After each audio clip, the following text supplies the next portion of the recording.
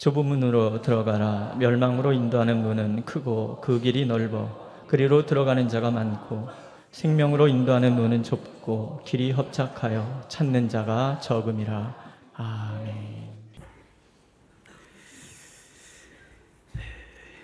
오늘은 5월 5일 어린이날입니다. 또 어린이 주일입니다. 어린아이도 믿어야 구원을 받는 줄로 믿습니다. 어릴 때에 믿어야 일생 동안, 일생이라 그래 봐야 잠자는 시간, 먹는 시간, 노는 시간, 공부하는 시간, 고민하면서 바빠가지고 일하는 시간 빼놓고 나면 얼마 되겠어요? 어릴 때에 예수를 믿어야 몽땅 주의 일 할 수 있는 줄로 믿습니다. 그리고 세 번째 아주 중요한 사실, 이걸 잘 모르는 것 같아요. 교인들이. 우리 성경 꼭 한번 찾아보십시다. 마태복음 18장 10절입니다.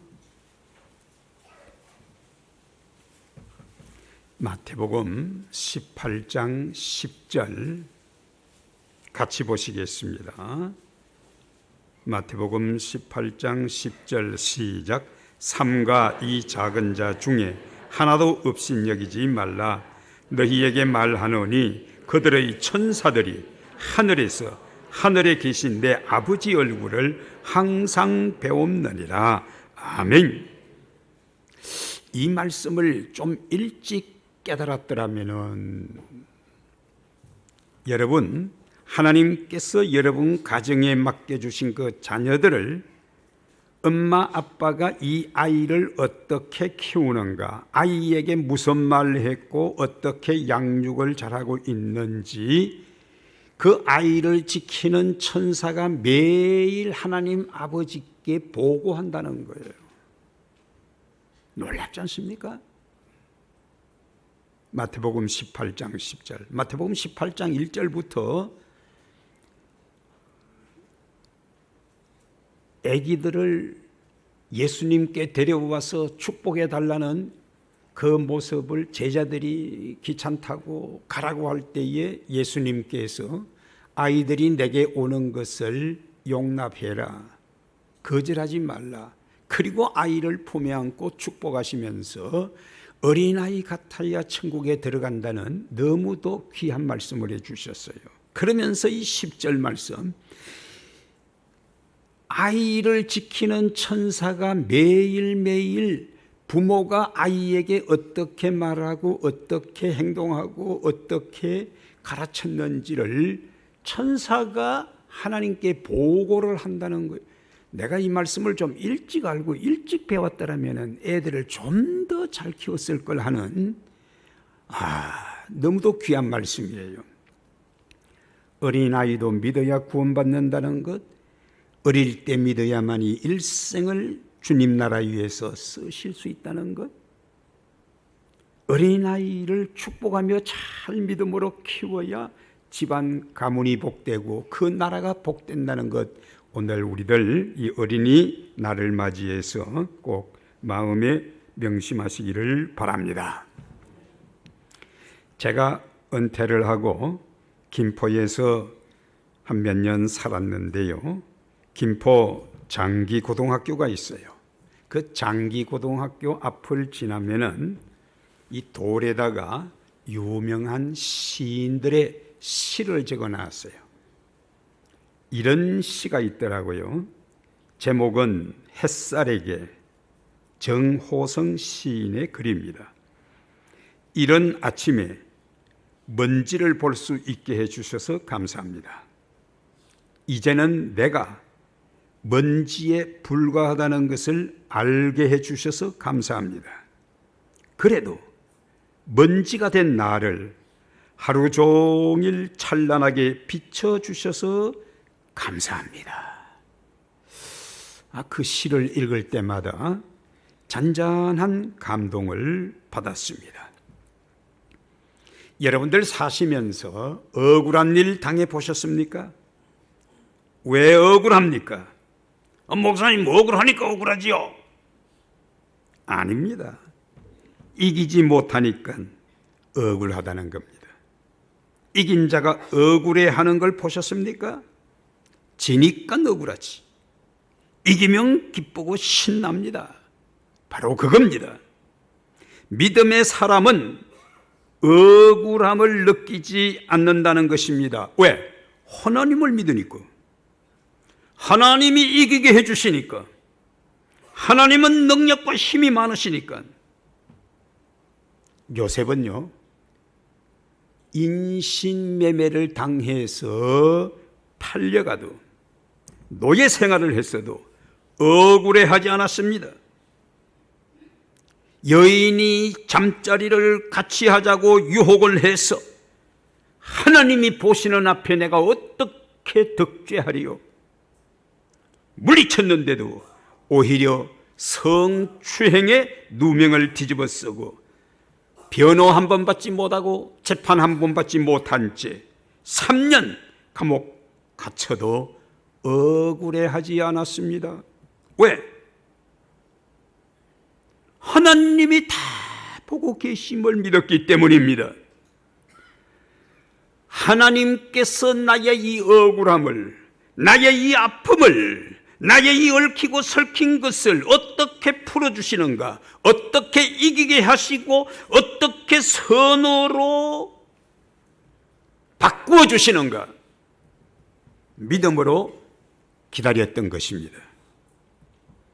우리는 억울한 일 당하면은 당장 끝장내려고 거기에다가 목숨을 건다 이겁니다.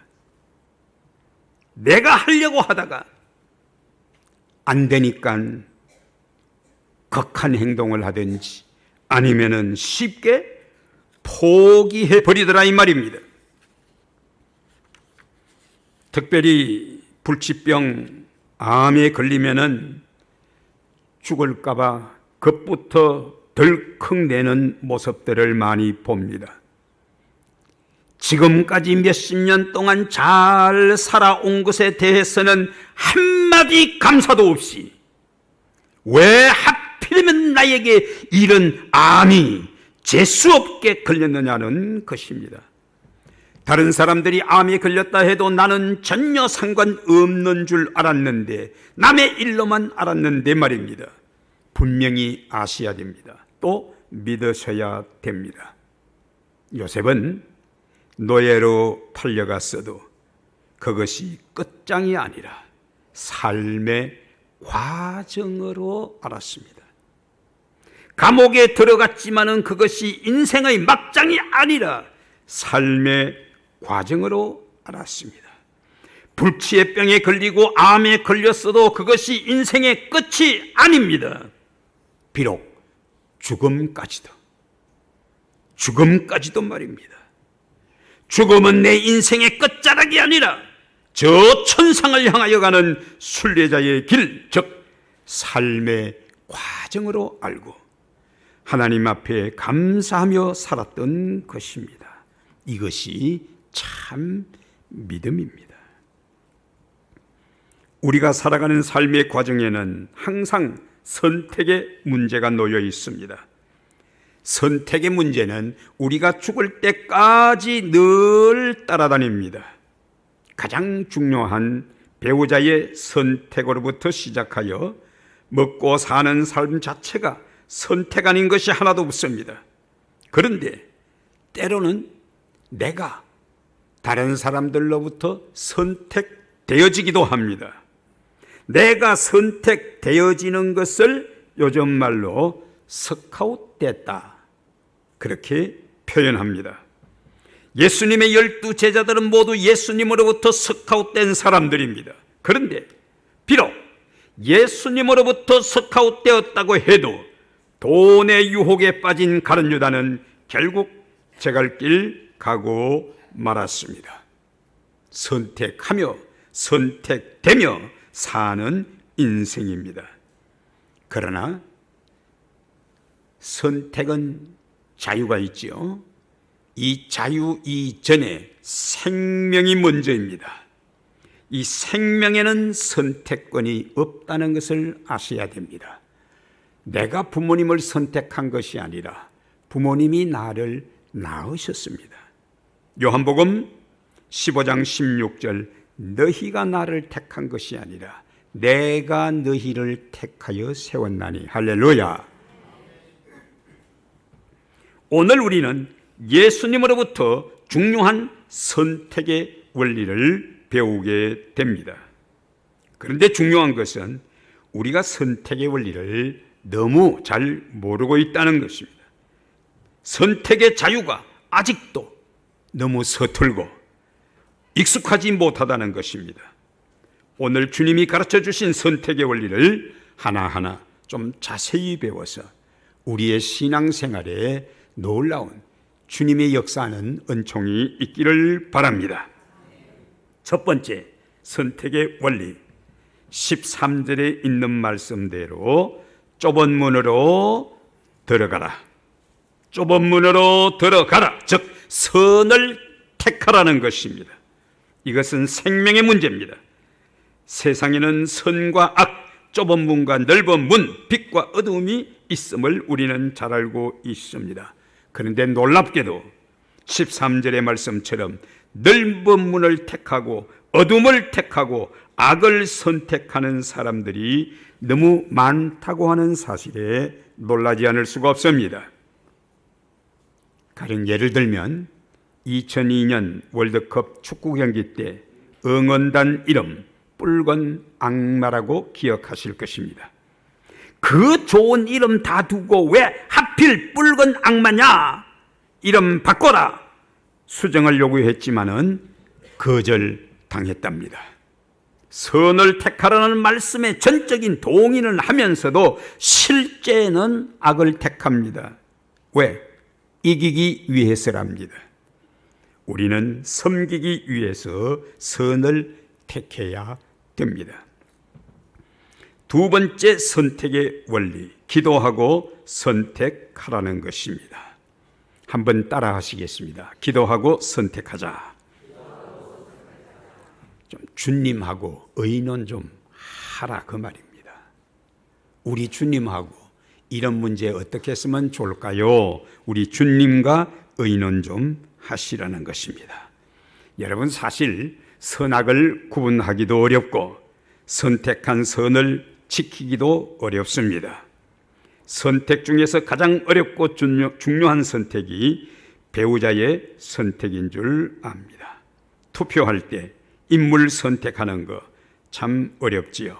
학교 선택, 직업 선택, 사업 선택, 이사 가고 집 사고 파는 것, 음식을 먹어도 심지어는 교회 선택까지도 꼭 기도보다 앞서지 마시기를 바랍니다. 세 번째 선택의 원리, 말씀 따라 선택하라는 것입니다.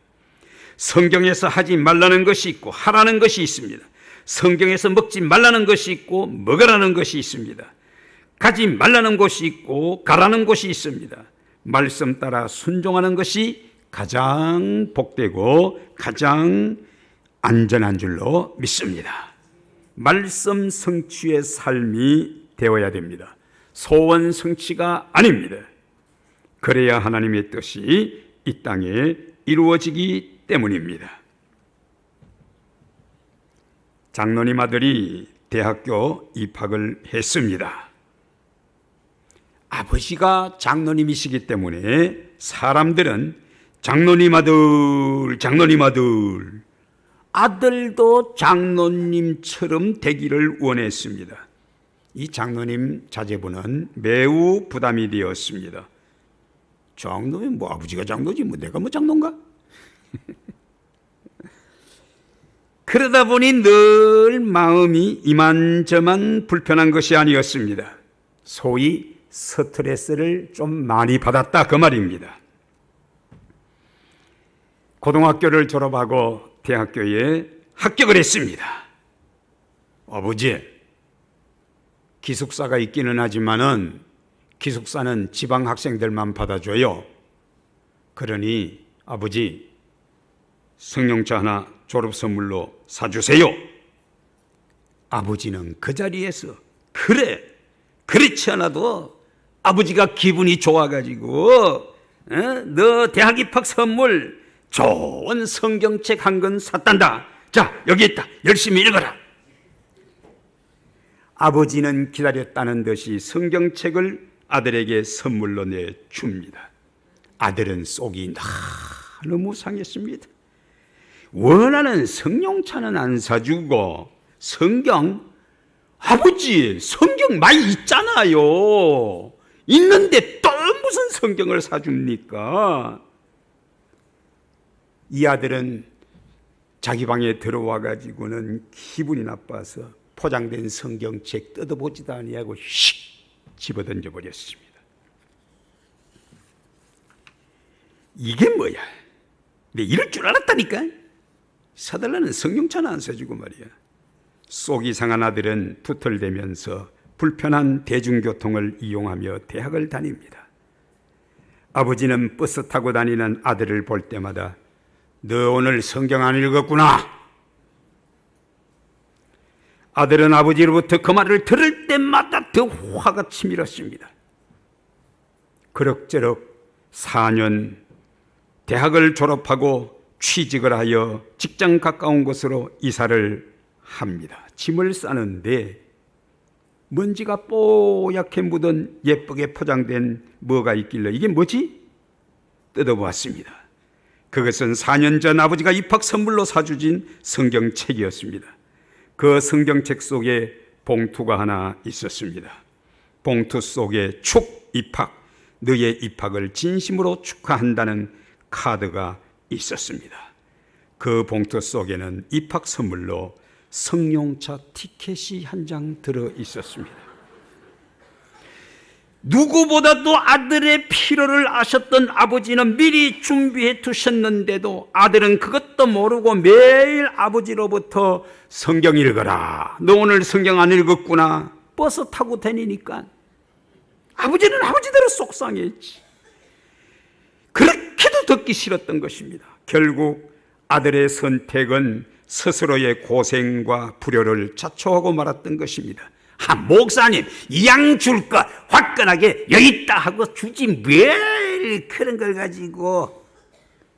여러분, 아버지는 성령차가 중요한 것이 아니라 아들의 그 마음, 아들의 그 마음이 필요했던 것입니다.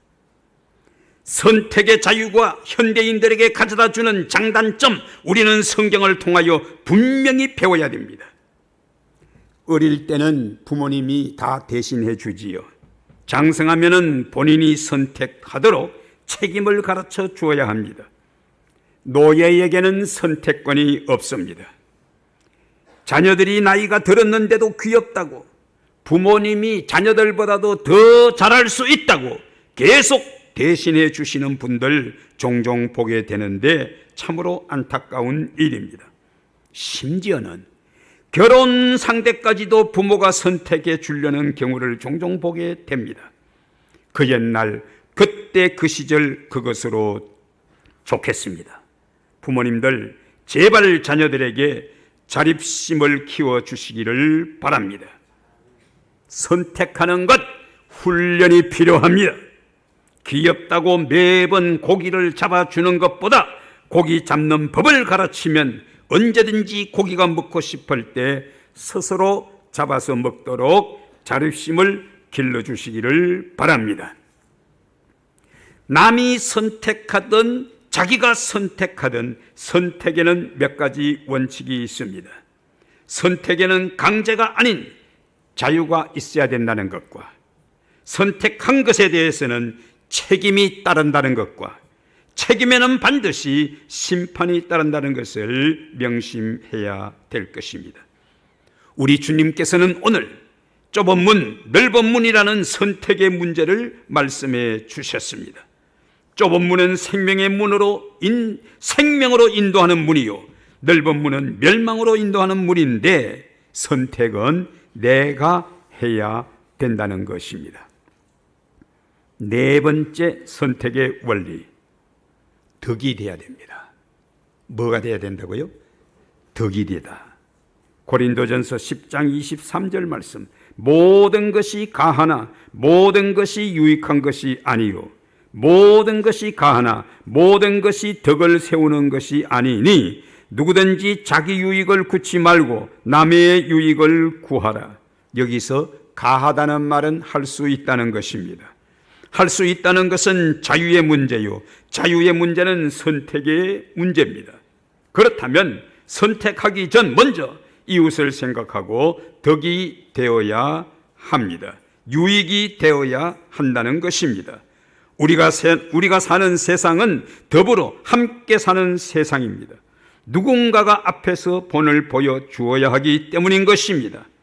아직은 내가 어려서 서툴러서 잘 몰라서 함께 살아가는데 익숙하지 못한 저들에게 먼저 본을 보여주고 덕을 끼치고 섬김의 본이 되라는 말씀입니다.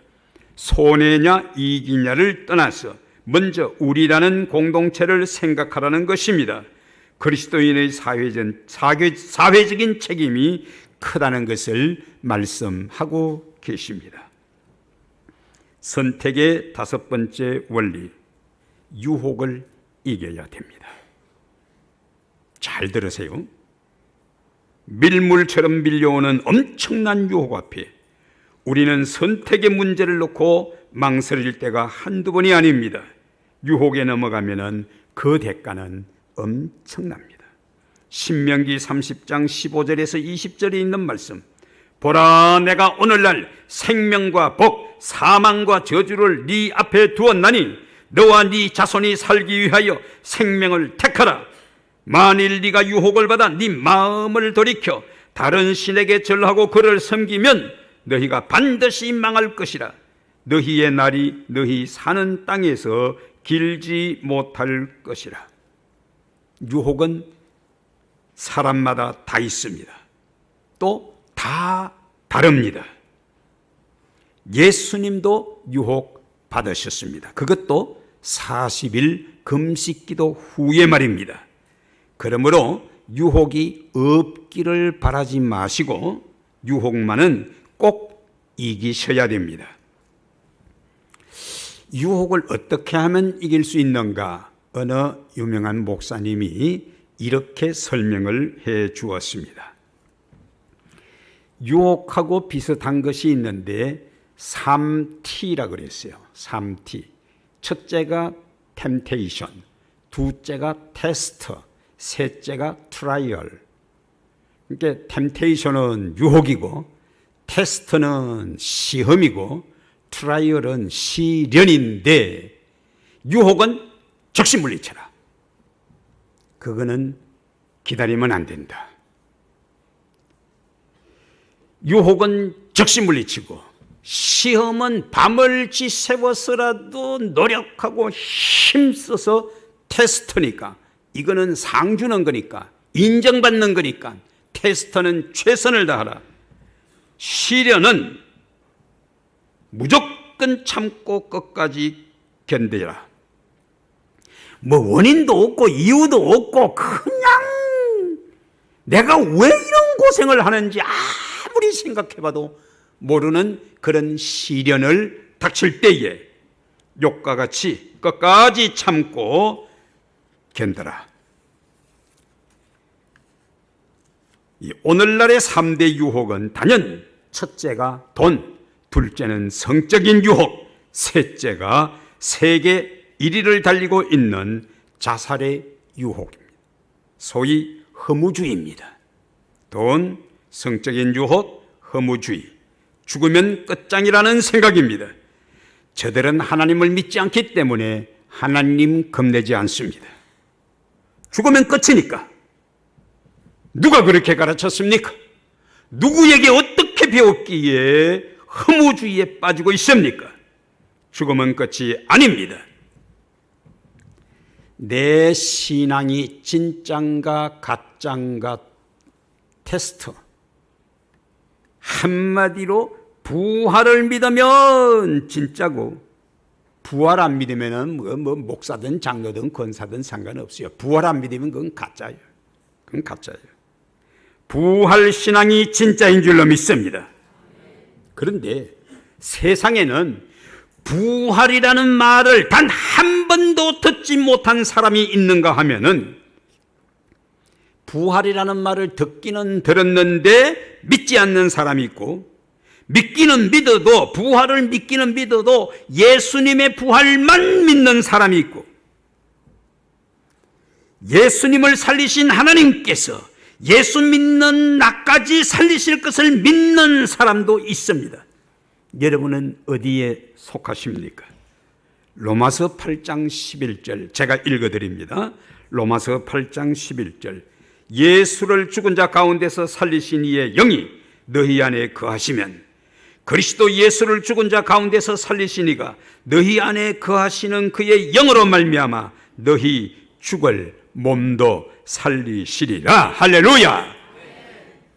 생명의 길, 좁은 길 가는데 가장 큰 장애물 중에 하나가 바로 이 유혹입니다. 모든 유혹의 배후에는 사탄이 있음을 잊지 마시기를 바랍니다. 사탄은요, 다른 것 없어요. 사람의 마음을 빼앗아. 여러분, 다른 데 마음 빼앗기지 마시기를 바랍니다. 우리의 마음은 하나님이 거하시는 성전인 줄로 믿습니다. 하나님이 거하시는 이 마음을 사탄에게 뺏기면은 그 다음부터는 사탄이 시키는 대로 할 수밖에 없어요. 화내라면 화내고, 욕하라면 욕하고, 불평하라면 불평하고, 속이라면 속이고, 싸우라면 싸웁니다. 마음 빼앗기면 안 됩니다. 여러분들 마음에 근심이나 걱정을 둔다든지, 정권의 마음을 빼앗긴다든지, 화투장이나 복권에 빼앗긴다든지, 술이나 마약에 빼앗긴다든지 그렇게 하지 마시기를 바랍니다. 항상 마음은 우리 주님께 있어야 합니다. 귀신은요, 귀신같이 잘 알기 때문에 내 마음에 주님이 계시나 안 계시나 훤히 다 보고 있거든요. 이 귀신이요, 딱 봐가지고 마음에 주님이 안 계시면은 쏙 들어와가지고 속을 확 뒤집어 놔버려요. 그냥 확 뒤집어 놔버려요. 저 사람이 안 저랬는데 왜 이러지? 그게요, 마음을 벌써 뺏겼기 때문에 그러는 거예요. 여러분, 울분이 치밀어 오르고 욱하는 마음이 솟아날 때에 나를 분노케 하는 상대방을 보지 마시고 자기 자신을 봐야 돼. 내 안에 주님이 계시나 안 계시나 그거부터 먼저 확인해야 돼요. 여러분, 사단은 예수님만 내 안에 계시기만 하면은 꼼짝 못하고 못 들어가. 택도 없어. 물러가는 줄로 믿습니다. 그렇기 때문에 사탄을 쫓아내려고 애쓰지 말고 주님 모시고 사시기를 바랍니다. 마태복음 12장 43절 45절 제가 읽어드리는데요, 잘 들으세요.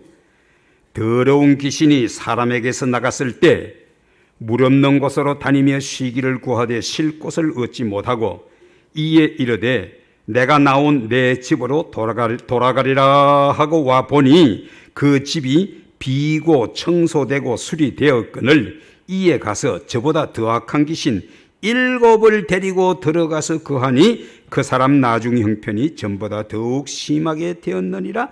이 악한 세대가 또한 이렇게 되리라고 말씀하셨어요. 마음 비우지, 마음 아니요. 마음 비우고 깨끗하게 소재되고 마음 깨끗하게 청소해놔 봤자 더 악한 귀신 7 데리고 돌아버리면 그거 어쩔 건데. 여러분, 내 안에 우리 주님만 계시면은 마귀 사탄 꼼짝도 못하고 물러가는 줄로 믿습니다. 좁은 길 생명의 문으로 가는데 가장 무서운 최후의 적이 하나 더 있어요. 근데 이걸 잘 가르치지도 않았고 배우지도 못했고 모르는 사람들이 너무 많아. 오늘 여러분들 생명의 문으로 가는 이 좁은 길로 가는 가장 무서운 적이 하나가 더 있는데 그것은 사탄이 아닙니다. 바로 자기 자신입니다. 예수님은 40일 금식하신 후에 사탄을 물리쳤습니다. 이겼습니다. 그러나 인류 최대의 구원의 사건, 십자가를 앞에 두시고 나타난 적은 사탄이 아니었습니다. 자기 자신이었습니다. 아버지, 이 잔을 내게서 옮겨 주옵소서. 아버지, 이 잔을 마시지 않으면 안 되겠습니까? 십자가 앞에 약해진 자신의 모습을 보고 예수님은 속히 기도를 바꿉니다. 아버지, 나의 원대로 마옵시고 아버지의 원대로 되기를 원하나이다. 마태복음 26장 39절 말씀이에요. 십자가는 하나님의 뜻입니다. 하나님의 뜻 앞에서 자기와 싸움을 이기기 위해서 예수님은 땀방울이 핏방울이 되도록 기도드렸습니다. 여러분, 사탄을 이긴 사람도 자기 자신을 이기지 못하면 넘어지고 맙니다. 그래서 예수님은 아무든지 나를 따라오려거든 자기를 부인하고 자기 십자가를 지고 나를 따를 것이라고 말씀하셨습니다. 여러분들 교회에서 밤 지새우며 철학기도 할 수 있습니다. 눈물로 감사하며 감격하며 철저하게 회개하고 결단할 수 있습니다. 열심히 전도하며 수많은 사람을 교회로 전도할 수 있습니다. 열심히 섬기고 봉사하여 존경받는 장로님, 집사님, 권사님 될 수 있습니다. 그러나 자기 자신을 이기지 못하면 신앙생활이 실패하고 맙니다. 마지막 6번째, 선택의 6번째 원리, 자기를 버리고 십자가를 지고 자기 십자가를 지고 주님을 따르는 희생의 선택입니다. 갈라디아 5장 13절 말씀 늘 말씀드렸는데 기억나실는지 모르겠습니다. 그러므로 형제들아, 너희가 자유를 위하여 부르심을 입었으나 그 자유로 육체의 기회를 삼지 말고 오직 사랑으로 서로 종노릇하라. 3가지 자유를 가르쳐 주셨지요. 얽매인 데서부터 벗어나는 해방의 자유, 이게 첫 번째 기본적인 자유입니다. 얽매인 데서부터 벗어나는 해방의 자유. 지금도 얼마나 많은 사람들이 자꾸 얽매이고 있어요. 술에 얽매이고 자기 성질에 얽매이고 기분에 얽매이고 마약에 얽매이고 게임에 중독돼서 얽매이고, 얽매인 데서 벗어나는 해방의 자유, 기본적인 자유.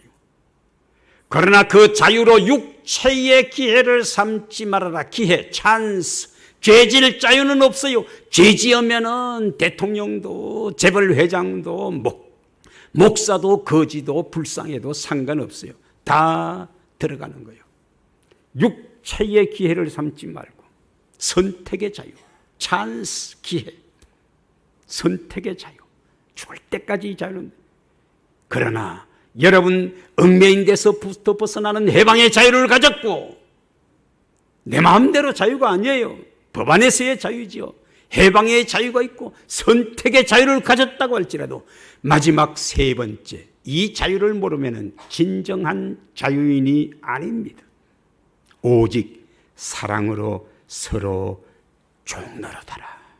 희생의 자유, 희생의 자유. 나라를 위해 목숨을 바친 순국 선열들의 희생이 있기에 오늘 대한민국이 있고, 목숨을 건 어머니의 상고가 있었기에 오늘 내가 있고, 십자가에서 생명을 바친 예수님의 희생이 있었기에 구원이 있는 줄로 믿습니다. 좁은 길, 생명의 길, 생명의 길은 희생의 길, 희생의 길은 구원의 길, 구원의 길은 영생의 길인 줄로 믿습니다. 모두들 똑똑해서 손해를 안 보려고 합니다. 한치의 양보도 없습니다. 그러니 세상은 요란할 수밖에 없습니다. 지금 어느 길로 가고 계십니까? 상대를 짓밟고 이기는 성공의 길입니까? 서로를 돕는 협력의 길입니까? 자기의 실력을 마음껏 발휘하여 칭찬받고 상받는 능력의 길입니까? 아니면은 주신 재능으로 이웃을 섬겨 함께 하나님께 감사하는 예배의 길입니까? 답답하고 조급하여 참을 수 없는 불안 속에서 세상을 원망하며 운명의 길을 걷고 계십니까? 아니면은 하나님의 보내심을 받은 사명자의 길입니까? 질병으로 인한 고통 때문에, 언제 죽을지도 모른다는 불안함 때문에, 찾아주는 이 없는 외로움으로 마음 터놓고 이야기할 사람도 없는 적막함 속에 찾아다는 우울증으로 고독의 길을 걷고 있지는 않습니까? 나를 구원하신 예수님을 찬양하며 감사하며 이 복음을 전하고 계십니까? 구원받은 감격으로 겸손히 섬길 때 좁은 길, 생명의 길, 구원의 길, 영생의 길에서 주님과 함께 늘 승리하는 삶이 되시기를 바랍니다.